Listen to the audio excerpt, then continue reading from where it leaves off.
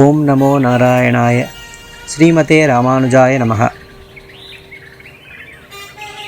நாள்களோ நாளைந்து திங்கள் அளவிலே தாளை நிமிர்த்து சகடத்தை சாடிப்போய் வாழ்கொள் வளையிற்று ஆருயிர் வல்பினான் தோள்கள் இருந்தவா காணீரே சுரிகுழலீர் வந்து காணீரே.